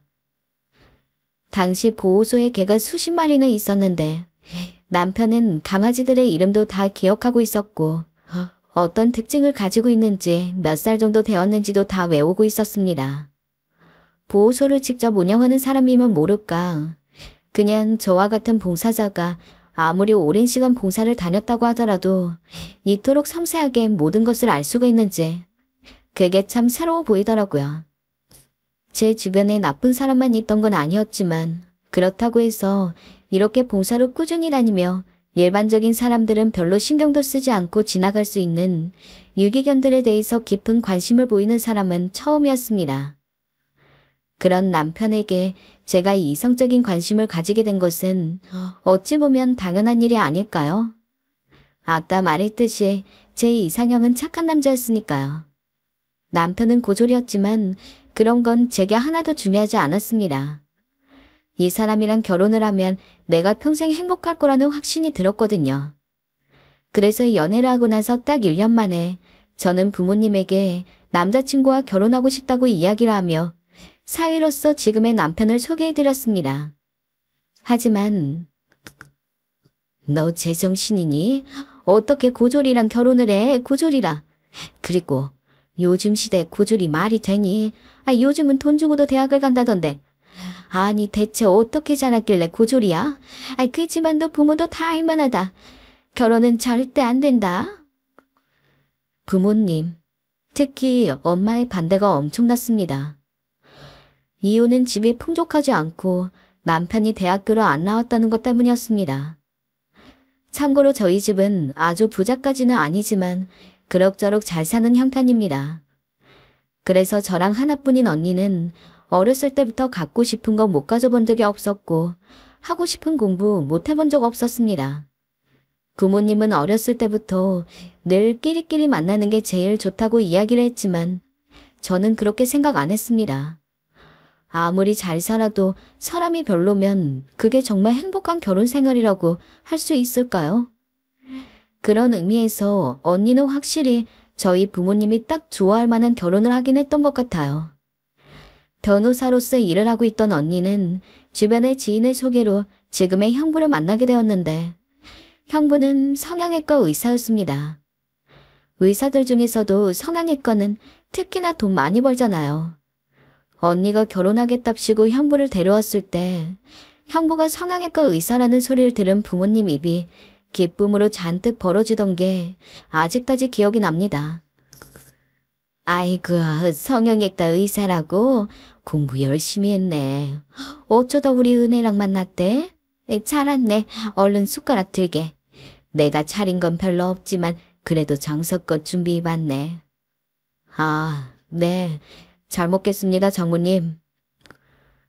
제 남편을 소개해드릴 때랑은 천지 차이였습니다. 그날 형부는 저희 집에서 밤 늦은 시간까지 비싼 와인도 대접하고 상다리가 휘어질 정도의 음식들을 먹고 그 자리에서 결혼 허락까지 받은 다음에 집에 갈 수 있었습니다. 하지만 제 남편은 음식은커녕 사과 몇 조각 차려져 있는데 순간 화가 나더라고요. 거기다 엄마의 질문은 다분히 공격적이었어요. 그러니까 우리 은지를 어떻게 만났다고? 그럼 자네 대체 앞으로 어떻게 가정을 꾸릴 생각인가? 미래에 대한 계획은 있고? 참고로 우리 집이 못 사는 집이 아니고 자네도 알다시피 우리 은지 학벌이 좋지 않은가? 은지 정도면 다른 집안 남자를 만나서 결혼해도 충분할 텐데 굳이 자네여야 한다길래 드리는 걸세. 근데 난 자네가 영 탐탁지가 않아. 내 말 알아들었지? 남편은 잔뜩 홀대만 당하다가 부모님의 싸늘한 눈초리 아래에서 집으로 돌아갈 수밖에 없었죠. 내가 너무 미안해. 우리 부모님 때문에 섭섭했지. 섭섭하기에. 내가 부모님이어도 나 같은 놈한테 너처럼 귀하고 소중하게 키운 딸을 보내야 한다고 하면 여러모로 많은 생각 들었을 거야. 두 분한테 너무 화내지 말고 난 다 이해하니까. 하지만 그런 상황에서도 남편은 웃으면서 오히려 저를 달랬습니다. 기분 상한 사람 남편일 텐데 그 모습에 저는 더더욱 남편을 놓을 수가 없었습니다. 이 사람이 아니면 내가 나중에 아무리 시간이 흘러도 지금 남편처럼 사랑할 수 있을 만한 사람을 만날 거라는 자신이 없었습니다. 그래서 그날 남편을 배웅하고 집에 돌아와서 남편이 얼마나 착한 사람인지 열반을 토해냈습니다. 남편이 봉사를 다니고 있다는 얘기부터 시작해서 연애를 할 때 저를 얼마나 잘 챙겨줬는지, 결혼을 하게 되면 분명 헤어짐 없이 서로를 아끼고 위하면서 잘 살 수 있을 거라고요. 아버지는 제가 하도 울면서 결혼 허락을 구하니까 조금 마음이 흔들리는 눈치였습니다. 하지만 엄마는 택도 없었죠. 사람이 착한 게 문제야? 이 세상에 안 착한 사람이 어딨어. 격이 맞는 사람을 만나야지. 우리 집만큼 잘 사는 건 아니더라도 적어도 평범한 정도로만 갔어도 내 이렇게까지 말을 안 한다. 내가 뭐 너희 언니처럼 사짜 직업이랑 결혼하랬어. 하다못해 집이 잘 살든가 그게 아니면 능력이라도 있던가. 집도 못 살아. 직업도 일반 회사원이야. 그리고 내가 인류 대학 나오는 사람 데려오라고 했어. 걔나 소나 다 대학 갔는데 너는 뭘 믿고 고졸인 그런 놈이랑 결혼을 해? 엄마 죽는 걸 보고 싶어서 이러는 거야. 난 죽어도 결혼 허락 못하니까 당장 헤어져. 엄마는 죽어도 결혼 허락 못한다면서 당장 헤어지라고 윽박질렀습니다. 순간 저도 욱하더라고요. 엄마, 내 결혼을 왜 엄마에게 맞춰서 해야 되는지 난 도무지 모르겠네요. 엄마가 자식 아낄 위한다 치고 이런 말 하는 것도 이해 안 되고요. 엄마가 전 못 굽히겠다면 짐 싸서 나갈게요. 그럼 되죠? 솔직히 일부러 세게 나간 것도 있었어요. 이렇게 하면 엄마가 포기할까 하고요. 근데 역시 저 낳아주신 저희 엄마답더라고요. 엄마는 자식이 부모한테 이런 말을 한다며 노발대발 하시더니 친절하게 짐까지 다 싸주셨어요. 그리고 나가라고 하시더군요. 이걸로 너랑 나는 인형 끝이다. 다신 집에 돌아올 생각 마. 사실 거기서 저도 포기해야 했어요. 엄마를 생각했더라면. 그런데 그땐 너무 젊었고 제 감정이 우선이었던지라 바보 같은 선택을 하게 되더군요. 전 다음날 짐을 싸서 편지 하나만 남겨두고 집을 나갔습니다. 나중에 돌아올 거라고요. 그리고 남편한테는 부모님이랑 잠시 따로 살기로 했다고 거짓말을 하고 평소처럼 데이트를 하며 지냈습니다. 저는 집에서 조금 떨어져 있는 곳에 작은 원룸을 잡아서 살았고요. 그러기를 3개월 정도. 저는 예상치 못했던 임신 소식을 듣게 됩니다. 평소 조심한다고 했는데 대체 어쩌다가 임신이 된 건지 저도 남편도 몰라서 너무 당황했죠. 남편은 기쁜 듯한 기색도 있기는 했으나 부모님이 자신을 받아들여주지 않는 것 때문에 제 걱정을 많이 했습니다. 그래서 저는 저만 믿으라고 내가 어떻게든 다 하겠다면서 그때까지도 집에 들어가지 않고서 남편과 함께 지냈어요. 그리고 약 10달 뒤 출산을 하고 나서 저는 아이를 품에 안고 거의 1년 만에 부모님 집에 들어가게 됩니다. 네가 정말 미쳤구나. 품에 아이를 안은 채로 남편과의 사이에서 낳은 자식이라고 당당하게 말하는 제 앞에서 버선발로 뛰쳐나왔던 엄마는 그런 제 행동에 아주 질렸다는 얼굴로 저를 쳐다봤습니다. 그때는 저도 엄마에게 미안한 마음이 너무 많이 들었어요. 분명 제가 나간 뒤 잠도 제대로 못 주무시고 걱정하셨을 텐데 그래서 엄마 앞에서 미안하단 말만 계속 중얼거렸던 것 같아요. 미안해 엄마. 널 어쩌면 좋으니. 아야, 내가 속 터져. 엄마는 한동안 어떻게 이런 일까지 저질렀냐며 저를 타박하고 질책하셨어요. 하지만 아이까지 낳은 이상 엄마로서도 계속 결혼을 허락하지 않을 수는 없었기에 거의 울며 겨자 먹기로 저와 남편의 사이를 인정해 주셨습니다. 하지만 여전히 남편을 좋아하지는 않았죠. 남편은 비록 의도하지 않은 임신이라고 하더라도 본인이 다 잘못했다고 생각을 해서 저와 결혼한 이후로 저보다도 더 친정집을 자주 찾으면서 부모님에게 효도를 하려고 했습니다. 됐으니까 오지 말아라. 이런 거 하나도 반갑지 않아. 하지만 그럴 때마다 엄마는 매일 쌀쌀하게 저희 남편을 내쳤죠. 그리고 그때마다 하는 말이 나한테 진짜 사위는 딱 한 명뿐이다. 였는데 그 이야기를 들을 때마다 저는 대체 형부가 얼마나 엄마를 극진하게 모시길래 저렇게까지 형부를 좋아하나 싶었습니다. 근데 어쩌다 언니랑 통화를 하게 되면서 알게 된 건데 형부나 언니나 엄마한테 별로 전화를 안 하더라고요. 언니, 엄마한테 전화해봤어? 곧 엄마 생일이잖아. 우리 샬기도 바쁜데 어떻게 엄마를 챙겨. 엄마는 지금 아빠도 있고 알아서 잘 사시는데. 아니 그래도 생일인데 챙겨야지 않아? 엄마는 기대하고 있는 것 같던데. 그냥 돈으로 줄 거야. 엄마 돈 좋아하시잖아. 심드렁한 말투에 제가 더 놀랐습니다. 저는 내심 언니든 형부든 부모님을 잘 챙기고 있다고 생각을 했거든요. 게다가 저랑 남편이랑 직업 특성상 명절을 쭉 쉬는 게 힘들어서 보통 명절 오기 전주나 혹은 명절이 지난 다음 주에 부모님을 뵈러 가고는 했는데 언니랑 형부는 충분히 명절에 시간을 보낼 수 있었으면서도 1년에 한 번 부모님을 보러 올까 말까라고 했습니다. 지금은 언니가 형부를 따라서 이민을 간 상황인데 슬쩍 보니까 이민을 가서도 부모님한테 연락을 안 하는 건 매한가지인 것 같았어요. 언제는 이런 일도 있었어요. 엄마, 언니가 엄마한테 전화 자주 해? 그럼 자주 하지. 형부도? 그럼 일주일에 한 번은 한다. 왜 물어보니? 제가 뻔히 알고 있는데도 엄마는 천연덕스럽게 거짓말하더라고요. 그런 엄마의 모습을 보면서 참 여러 가지 생각이 들었어요. 엄마도 언니나 형부가 자기 생각 안 한다는 걸 알 텐데 왜 저리 목을 매시는지. 그러면서 솔직히 진짜 사위 노릇하는 사람은 남편밖에 없는데 대체 엄마는 왜 그렇게 형부만을 찾는 건지. 아마도 엄마는 자랑할 거리가 필요한 듯 보였어요. 우리 사위가 의사잖아. 내 딸은 변호사고. 그래서인지 이번에 용돈도 팍팍 주더라고. 아, 내가 전에 말했던가? 명품백 사서 보내줬다고. 그게 인터넷을 쳐보니까 300만 원이나 하대. 그래 이 기집애야. 말했어. 너가 우리한테 직접 매개하고 자랑까지 했잖냐. 내가 아주 귀에 딱지가 않겠어. 너 그거 한 번만 더 말하면 10번째야.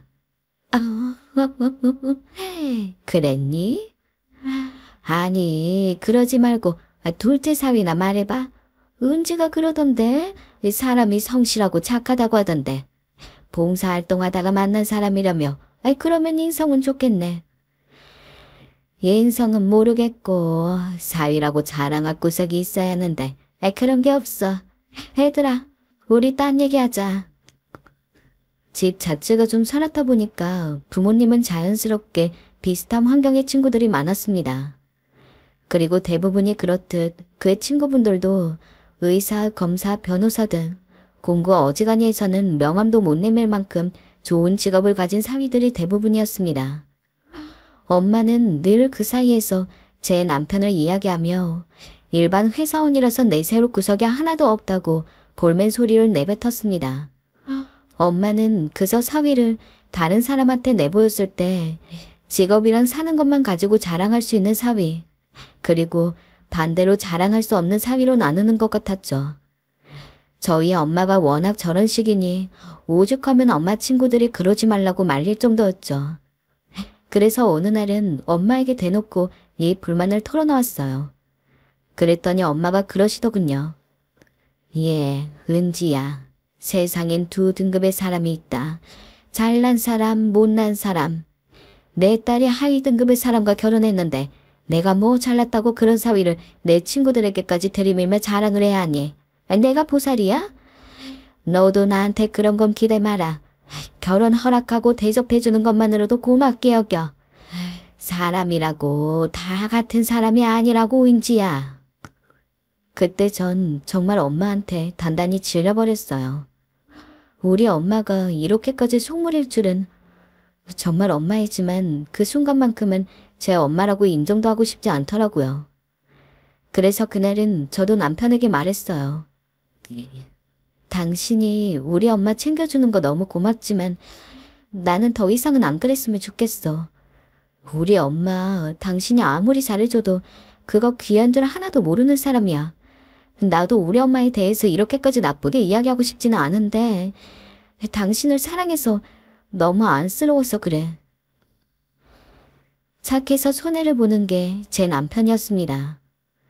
솔직히 남편도 저희 친정집 가면 아버지는 몰라도 엄마는 여전히 자기를 좋지 않게 보고 있다는 걸 뻔히 알 텐데 남편은 그럼에도 불구하고 언제나 웃으면서 장모님 하면서 저희 엄마를 챙기려 들었어요. 장모님, 오늘 조기구이가 되게 맛있는데요? 역시 장모님 요리 솜씨 최고예요. 엄마에게 아무리 좋은 말 해봤자 때로는 모진 말까지 하는데도 남편은 여전했어요. 장모님, 제가 형편상 명품백은 못 사드려도 저번에 보니까 장모님 허리 아프신 것 같길래 안마기 하나 사왔어요. 이걸로 안마하세요. 장모님, 영양제 오늘 안 챙겨 드셨죠? 장모님 빈혈 있으시잖아요. 철분제 꼭 챙겨 드세요. 다른 건 몰라도 저는 이런 부분에 대해서는 저희 엄마가 무조건 잘못했다고 생각했기에 아무리 가족이라고 하더라도 엄마 편을 들고 싶진 않았습니다. 그것보다 당장 제 옆에 있는 남편이 상처를 받을까봐 더 무서웠죠. 하지만 제가 아무리 걱정스러운 얼굴로 이야기를 해도 남편은 그저 괜찮다고 언젠가는 자기 마음을 알아주실 거라면서 괜히 장모님 미워하고 그러지 뭐. 라며 어른스럽게 저를 달랬습니다. 세상 천지 어디에 이런 사이가 있습니까? 하지만 냉정한 저희 엄마는 아무리 오랜 시간이 지나도 저희 남편한테 따뜻한 말 한마디 해준 적 없습니다. 아주 가끔 언니랑 형부가 미국에서 돌아와 잠깐 집에 들를 때면 일주일 전부터 너네 언니랑 형부가 온다고 그랬어. 나며 형부와 언니가 좋아하는 음식들만 바리바리 만들어서 거하게 상을 차려놓았습니다. 막상 집에 와도 형부나 언니는 엄마한테 별로 관심도 없는데 그냥 한마디만 해도 엄마는 배꼽 잡고 넘어갈 듯 깔깔 웃으면서 있는 대로 형부를 띄워주고 미국은 힘들지 않냐, 거기서 일하는 건 어렵지 않느냐며 아주 사소한 것까지 걱정을 못해서 안달이었습니다. 그 반의 반만이라도 제 남편한테 해줬으면. 그 모습을 옆에서 보고 있는 저는 기가 차서 할 말이 많았지만 그럴 때마다 남편은 손을 꼭 잡아주었죠. 마치 괜찮다는 것처럼요. 그러던 어느 날이었습니다. 저희 엄마 생일날이었는데요. 그날은 저와 남편, 언니와 형부가 함께 모인 날이었어요. 저도 언니 얼굴 본 게 너무 오랜만이기도 하고 해서 이런저런 이야기를 나누고 있었고요. 역시나 이날도 엄마는 형부에게만 온 관심을 쏟고 있었죠. 그런데 갑자기 엄마가 저희 남편을 부르더니 정서봐, 자네 과일 잘 깎는다 하지 않았나? 과일 좀 깎아오게. 하는 겁니다. 굳이 형부를 놔두고 저희 남편한테 시키려는 엄마 속이 보여 제가 벌떡 일어섰어요. 엄마, 내가 할게. 됐어. 너 괜히 하다가 손 베이지 말고 정서방 시켜라. 정서방, 뭐하고 있어? 얼른. 네, 장모님. 제가 맛있게 깎아드릴게요. 저희 남편 아무 말 없이 싱글벙글 웃으며 과일 깎아가지고 내오는데 눈물이 날 뻔했습니다. 그리고 이런 분위기는 계속 지속되었어요. 엄마는 뭘 할 때마다 괜히 남편을 시켜 이것저것 하게 했어요. 마치 대놓고 차별 대우라도 하는 듯이요. 하이라이트는 바로 엄마에게 선물을 전달해주는 시간이었죠. 아이고, 세상에 이게 뭐야? 이거 시사에서 나온 그 명품 구두 아닌가? 아니, 내가 이거 갖고 싶었던 거 어찌 알고. 엄마는 역시나 언니와 형부가 준비한 명품 구두를 받고 눈에 띄게 기뻐하셨어요. 그때부터 남편의 얼굴에선 식은땀이 흘렀어요. 저희가 준비한 건 언니네가 준비한 거에 비해선 금액적으로 약소했기 때문이었죠. 사실 저희는 홍삼 세트를 준비해 갔는데 그것도 사실 저희 생활 형편에 비하면 꽤 정성을 들여 준비한 것이었어요. 허나 저희 엄마는 그걸 보자마자 못내 받아드는 듯 홍삼을 받더니 저 구석으로 밀어 넣으시더군요. 그래, 뭐 고맙다. 준 거니 받기나마. 근데 이런 걸 뭐하러 돈 주고 사오니? 집에 널렸는데. 정서방, 자네가 고른 거지? 네. 그럼 그렇지. 엄마의 반응에 언니네 부부도 그렇고 저희 부부의 표정도 한순간에 굳어져 버렸죠.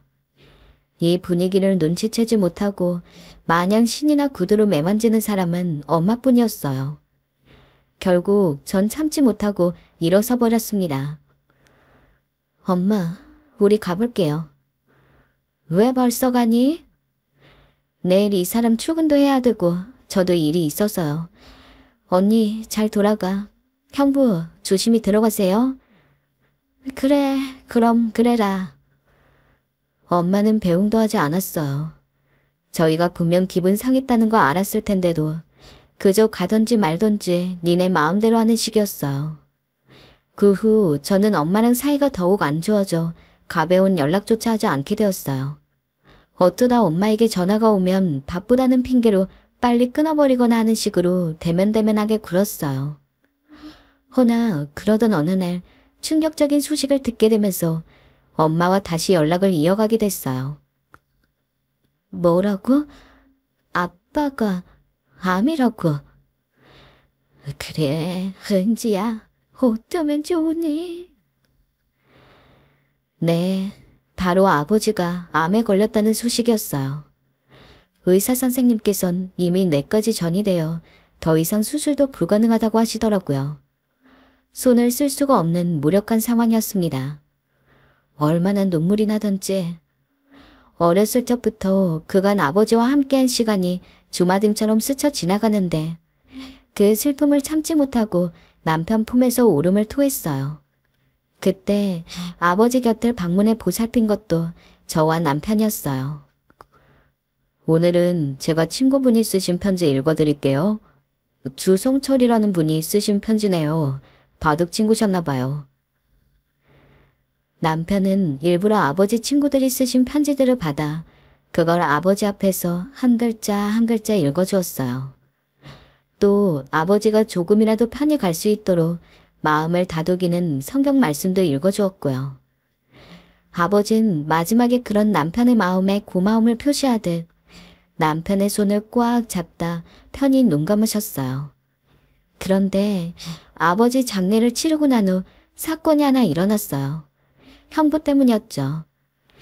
워낙에 별로 못 보는 가족 사이라 형부와 별 얘기를 나눌 기회가 없었는데 하는 말을 들어보니 기가 막히더라고요. 장례식 끝나고 언니네 부부와 저희 부부 모두 엄마 집에 모였어요. 그런데 엄마가 아버지 돌아가시고 너무 허하셨는지 언니에게 부탁을 하더라고요. 한 2주일 정도만 한국에 있다가 갈 수 있겠니? 엄마가 혼자 자기가 무섭네. 엄마, 나는 그럴 수 있는데 남편 때문에. 남편은 일 미뤄두고 와서 얼른 돌아가야 해. 그래, 어쩔 수 없지. 언니가 안 된다 하자 그렇게 엄마가 애써 서운한 표정을 갈무리하고 언니와 형부 부부를 보냈어요. 저는 엄마를 위로할까 하다가 언니가 차키를 두고 갔길래 그걸 전달해 주려고 현관으로 다가갔어요. 아마 언니와 형부 부부는 제가 듣고 있는 줄 몰랐을 거예요. 신발장까지 나갔을 때 형부가 기막힌 말을 하는 게 들려오더라고요. 아니, 2주일이라니. 장모님도 너무 생각 없으신 거 아니야? 장례 치렀으면 됐지. 무슨 2주일씩이나. 그것도 나까지 있다가라 해? 자기가 이해해. 엄마가 지금 마음이 많이 약한 상태잖아. 그래도 그렇지. 아무튼 이젠 한국 웬만하면 들어오지 말자. 오면 이렇게 또 붙잡힐 것 같아. 나 이런 거 딱 질색이야. 그 대화를 듣고 있자니 너무 어이가 없더군요. 거기에 동조하는 언니의 목소리까지 믿을 수가 없습니다. 저는 그 길로 나가 지금 뭐라 했냐며 다시 말해보라고 당장이라도 화를 내고 싶었어요. 근데 엄마가 들을까봐 그럴 수가 없겠더라고요. 엄마가 혹여나 상처를 받을까봐요. 나중에 언니에게만 이 일을 얘기했고 나중에 언니가 전화로 이 일을 몇 번이고 사과하긴 했지만 언니에게도 이미 실망이 컸던지라 사과를 받아주지 않았어요. 결국 혼자가 된 엄마를 받아준 건 제 남편뿐이었어요. 이야기가 너무 길어질까 봐서 다 말을 못하는데 정말로 저희 남편처럼 저희 엄마 생각해주는 사람이 없었습니다. 친딸인 저조차도 저희 부부 먹고 사는 게 바빠서 쉽게 엄마 보러 가자고 말도 한번 못 꺼내고 있었던 걸. 장모님은 혼자서 너무 외로우시고 적적하시고 그럴 거야. 당신도 나도 바쁘지만 그래도 이번 주말에는 꼭 장모님 뵈러 한번 가자. 나면서 제 손잡고 친정으로 간 것도 남편이었습니다. 당연히 그게 전부 다인 것도 아니에요. 저는 몰랐다가 우연히 알게 되었는데 남편이 거의 일주일에 한 번씩은 꼭 엄마한테 연락을 하고 있었더라고요. 전화해봤자 저희 엄마가 남편한테 어떤 식으로 이야기할지 뻔할 뻔짜인데 남편은 그저 혼자 있는 장모님이 안쓰럽다고 그렇게 자기 모진 말 듣는 거는 신경도 안 쓰고 저희 엄마를 먼저 생각하고 있었습니다. 일 때문에 명절 당일 챙기기도 힘든 거 아버지 돌아가시고 엄마가 혼자 살게 된 이후로는 남편이 어떻게든 일정을 맞추어서 연휴 내내 친정집에 있기도 했습니다. 저희 엄마는 그때도 직접 찾아와서 자기를 돌봐주는 남편은 쳐다보지도 않고 언제쯤 형부나 언니한테서 안부 연락이 올까만 오매불만 기다렸습니다. 언제 한 번은 참다 제가 화를 낸 적이 있어요. 아무리 남편이 괜찮다고 하지만 보는 제가 너무 힘들어서요. 엄마, 이제 좀 인정해야 될 때 되지 않았어? 형부 의사인 거 나도 대단하다고 생각해. 근데 형부가 의사라서 엄마한테 지금 해주고 있는 게 뭔데? 가끔씩 드리는 용돈? 이 용돈은 우리 남편도 주고 있어. 아빠 돌아가시고 엄마 힘들 때 형부가 연락이나 한번 제대로 해본 적 있어? 없잖아.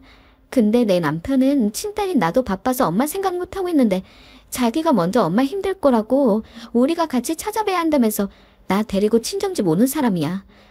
내가 엄마는 고마움 같은 거 전혀 모르는 사람이니까 그만하라고 소리를 지른 적도 있는데 그때마다 내 남편아 엄마 편들어. 좀 해도 너무하다고 생각하지 않아? 제 남편을 위해서라도 엄마가 좀 알아줬으면 했습니다. 제 남편이 평소 엄마를 장모님으로서 얼마나 극진하게 모시려고 하는지. 집에 있을 때도 저보다도 엄마 이야기를 많이 꺼내는 게 제 남편입니다. 솔직히 이렇게까지 피 한 방울 안 섞인 장모를 어떻게든 대접하고 모시려고 하는 사위가 세상에 얼마나 많이 있다고. 엄마는 이런 귀함을 알 생각조차 안 하는지. 하지만 그때까지도 저희 엄마는 이렇게 말했어요. 내가 그때로 돌아가면 네 머리를 싹 밀어버리고 방에 가둬놨을 거다. 그러니 나한테 고졸 출신을 사위로 인정하라는 말을 입 밖으로 꺼내지도 말아라. 난 아직도 내가 왜 못 그랬는지 후회되니까. 아, 정말 엄마 대단하다. 대단해. 엄마는 여전히 제 남편을 인정하지 않으려고 하셨습니다. 저는 딱 그때부터 제 마음속으로 엄마와 연을 끊었습니다. 아무것도 모르는 남편은 왜 그렇게 연락 한 번 안 하냐고. 한 번 정도는 연락을 좀 드리라고 살살 구슬리기도 했지만 저는 아무 말도 안 하고 엄마한테 연락이 오는 것도 받지 않고 제가 먼저 연락하는 일도 없었습니다. 당신, 앞으로 내 앞에서 엄마 얘기하지 마. 남편은 직감적으로 저와 엄마의 사이가 틀어졌다는 걸 알았는지 좋은 말로 제가 마음을 풀기를 원했지만 저는 단호했습니다. 나 결혼 생활하는 동안 엄마의 말도 안 되는 행동들을 다 참아 넘겼다고 생각해. 엄마가 나 키워주신 은혜 잊은 건 아니야. 근데 그 고마운 마음과는 별개로 누구보다 잘해주는 당신을 무시할 권리는 아무리 엄마라고 하더라도 없어. 이제 엄마한테 정이 떨어져. 제 남편은 자식인 저보다도 더 엄마에게 살갑게 굴었고 가끔 저희가 형편이 조금 딸릴 때가 있어서 평소 드리던 친정집 용돈도 적게 드리자고 제안을 하면 그러면 너무 죄송하지 않냐고 자기가 어떻게든 하겠다면서 얼마 되지도 않은 자기 용돈에서 돈을 빼가지고 맞춰서 드리기도 했습니다. 용돈이라고 해봤자 친구들 한두 번 만나면 금방 사라질 정도로 적은 돈이었는데 그렇게 자식인 저는 엄마랑 연락을 안 하고 사위인 남편만이 엄마랑 연락을 하는 기묘한 시간이 흘렀습니다. 그날은 평소랑 다름없이 퇴근을 하고 집에 돌아왔는데 급하게 문을 열고 들어온 남편이 저보고 빨리 친정집으로 가자고 했죠. 이 시간은 웬 친정집? 무슨 일 있어? 장모님이 많이 아프시대. 그렇게까지 당황스러워 보이는 남편의 얼굴은 처음이었기에 엄마랑 연락을 끊었다는 사실조차 잊은 채 얼떨떨하게 남편의 차를 타고 친정집으로 향했습니다. 집에 도착하니 오랜만에 본 엄마의 얼굴은 초췌하게 그지 없었죠. 저랑 남편을 보고도 아무 말씀도 안 하셨습니다.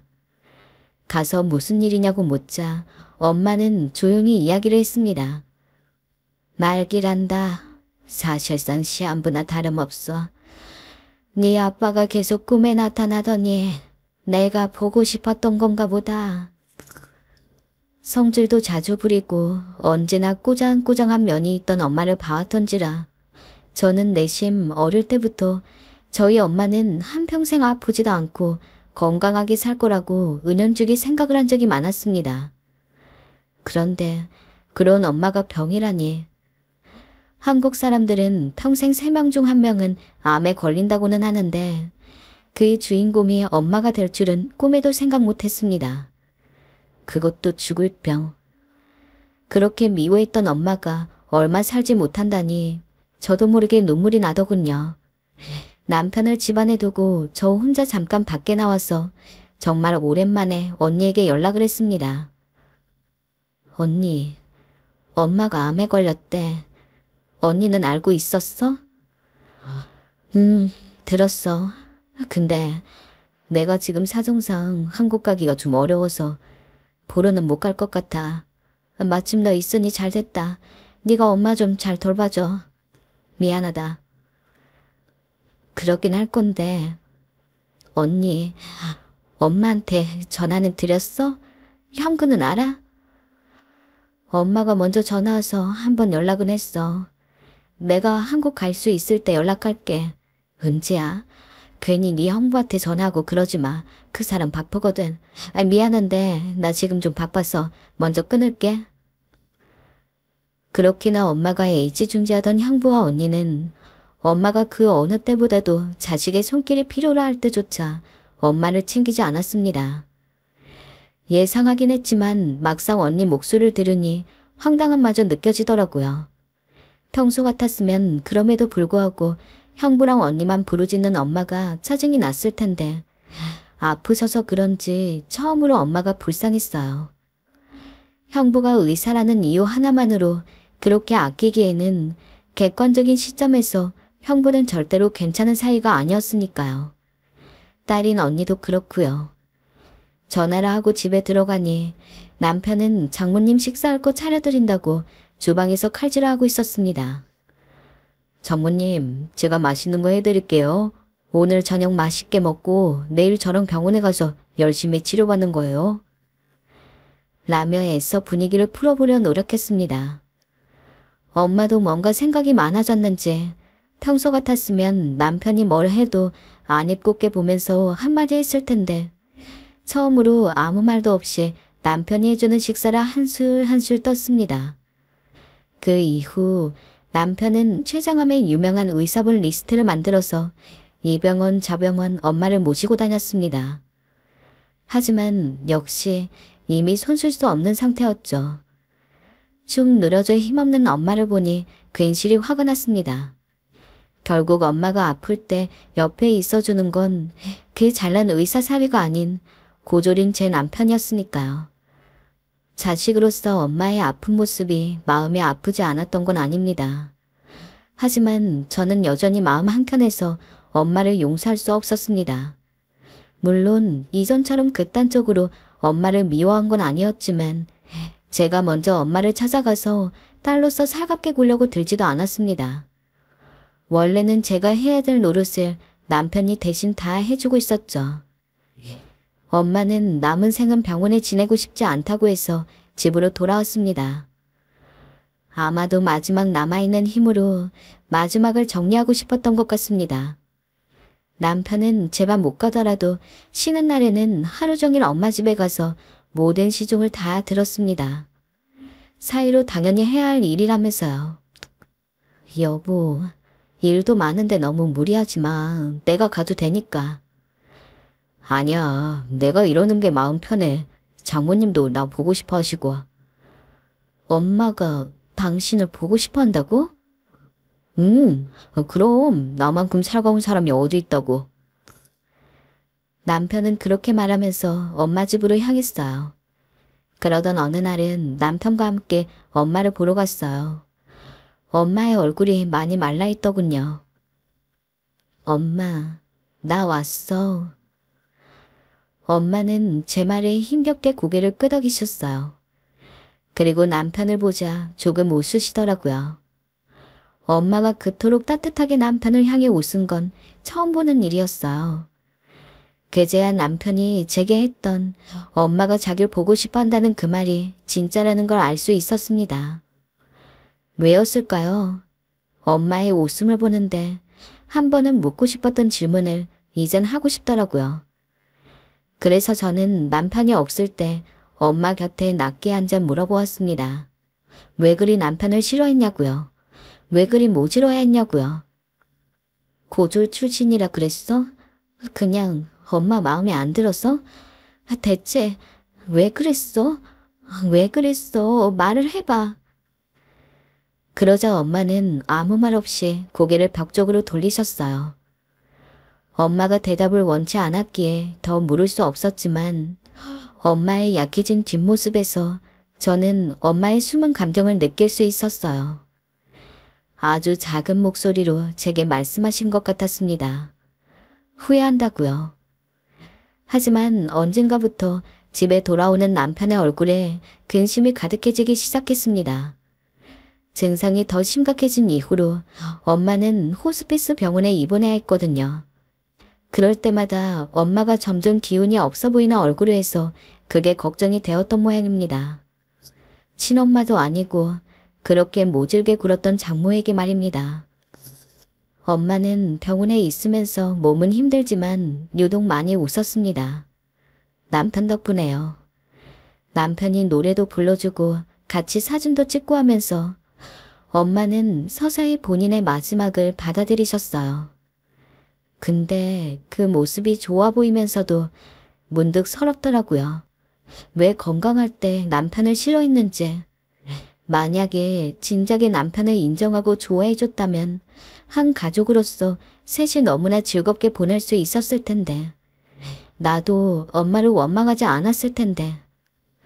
남편을 잠깐 내보내고 엄마에게 원망도 토로하고 팠지만 달라지는 건 없었습니다.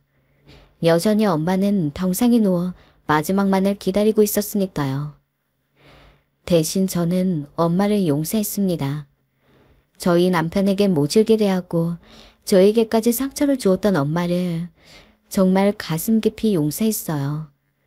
그리고 다른 말로 그 말을 입 밖으로 꺼내었어요. 엄마, 나 사랑해줘서 고마워. 나도 사랑해. 지금 엄마는 돌아가셨습니다. 1년 정도 지났는데 여전히 가끔 엄마의 마지막 순간이 생각납니다. 돌아가시기 직전 마지막 숨을 쉬고 있던 엄마는 헐레벌떡 뛰어오는 저와 남편을 보고서는 눈가로 눈물 한 줄기를 흘리셨습니다. 그리고 저에게 잠시 시선을 두더니 남편에게로 눈을 돌린 채 힘없는 팔을 뻗어 제 남편의 손을 꼭 잡았죠. 미안하다. 너무 미안해. 그게 저희 엄마의 마지막 말이었습니다. 남편은 장례식장에서 장모님을 부르짖으며 한참 동안 울었고 저는 그런 남편을 달래느라 바빴습니다. 장례식이 끝나고도 여전히 남편은 기운 없이 굴었습니다. 그런 저는 이후 엄마의 유품을 정리하면서 발견한 편지 한 통을 남편에게 건네었어요. 형부도 딸인 저와 언니도 그 누구에게도 아닌 오직 저희 남편에게만 남긴 엄마의 편지였죠. 우리 정서방, 내가 너무 미안한 게 많아. 지금껏 나 같은 사람도 장모라고 지극히 아껴준 정서방을 사위라고 생각지도 않은 내가 참으로 바보였어. 모진 말에 마음도 아팠을 텐데 언제나 웃는 얼굴로 장모님 하고 부르던 목소리가 어찌 이제서야 이리도 가슴에 와닿는지. 장모로서 따뜻한 밥 한 끼도 못 해주고 매일같이 매몰찬 말만 하고 떠나서 정말 미안하네. 내 죽어서도 정서방 같은 사위가 있었음을 잊지 않을게. 부디 나를 용서하지 말게. 살아서 정서방에게 진 죄는 죽어서 내가 다 갚을 테니 다음 생에는 꼭 다른 착한 장모의 사이로 태어나서 사랑 마음껏 받게나. 이런 말 죽는 마당에 다 소용없는 거 알지만 그래도 참 고맙고 고마웠는데 마지막으로 우리 딸 잘 부탁하네. 자네가 우리 딸 곁에 있어서 걱정 없이 떠날 수 있네. 엄마는 죽음을 목전에 두고 나서야 저희 남편 같은 사람이 없다는 것을 깨달으신 모양입니다. 마지막을 준비하면서 오직 남편에게만 편지를 남겼으니까요. 남편은 여전히 엄마가 생각나는지 마음이 울적할 때 하면 그 편지를 꺼내보는 것 같습니다. 조용히 방 안에서 우는 소리가 들리면 저는 못 들은 척하고 다른 일을 하고는 해요. 그리고 저도 가끔은 그 편지를 보며 엄마를 생각하곤 합니다. 엄마를 많이 미워하고 원망하긴 했지만 미우나 고우나 제 엄마이니 그리운 건 어쩔 수가 없더라고요. 이 사연을 통해 전하고 싶습니다. 엄마, 아버지와 함께 그곳에서 부디 편안하게 지내고 계시라고요. 다시 만나는 그날까지 많이 웃으시며 저희 사는 거 끝까지 지켜봐 달라고요. 잘 살겠다고요. 그리고 남편에겐 아내로서 저희 엄마가 그동안 남편에게 못해준 만큼 제가 더욱더 잘해주려고 해요. 다들 시간 내어 제 이야기 들어주셔서 감사합니다. 우우우우우우